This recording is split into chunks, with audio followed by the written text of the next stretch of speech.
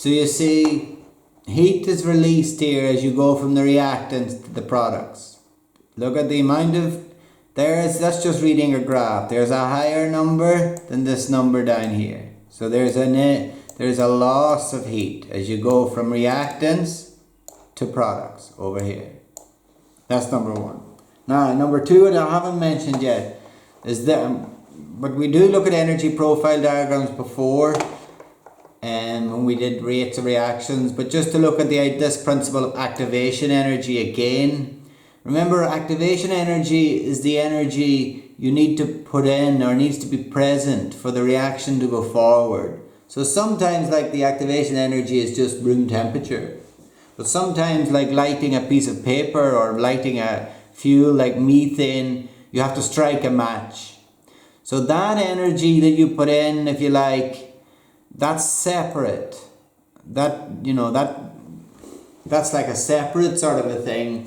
It doesn't affect the initial and the final. You need to be careful there. Like this would be the initial and this would be the final.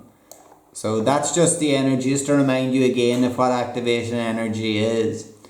It's the minimum amount of energy required for a reaction to occur.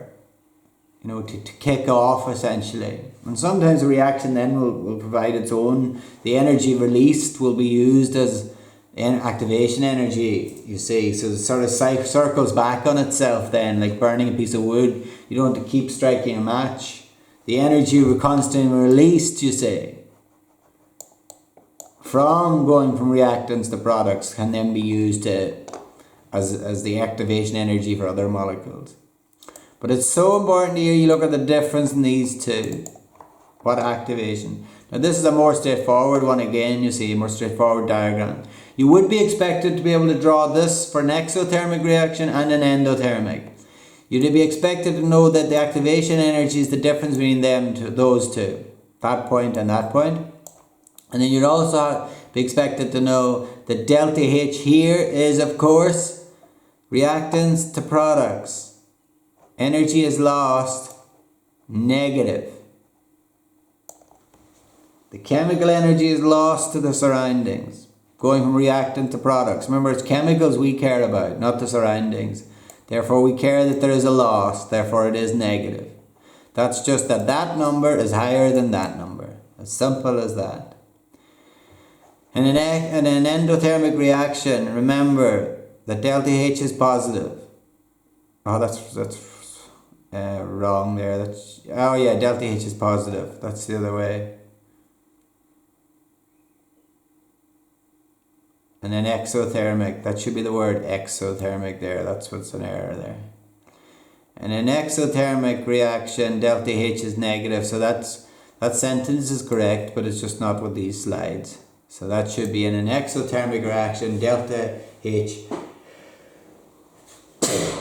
is negative. So you might want to change that in the notes, double check that that's correct with that diagram. That should be a negative delta H, obviously, because going from reactants to products, there is a loss in chemical energy, and you know that loss means minus. Again, you see there an exothermic reaction, delta H is negative, and in an endothermic reaction, delta H is positive. Positive why? In an endothermic, because the products have more energy than the reactants, positive.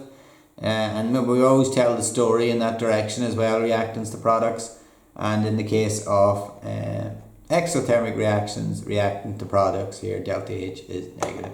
The surroundings, you have to be careful here about surroundings and that. This is another one to describe delta H. You see, A and B take in heat to make C. Heat is added.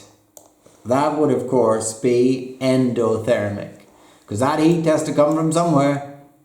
And in the case of an exothermic reaction, A and B react with C and D to form C, and heat is given out once products are formed. So that obviously means that there's a loss in chemical energy going from the reactants to products. Remember it. Delta H greater than 0 for endothermic. Delta H less than 0 for exothermic. Again, remember, exothermic heat is given out to the surroundings, endothermic heat is taken in from the surroundings. Changes in state are not considered to be exothermic or endothermic reactions, and they're merely changes in state rather than chemical changes. And then I think we'll leave it at that. That's a fair bit there on exothermic and endothermic, the initial part of thermochemistry.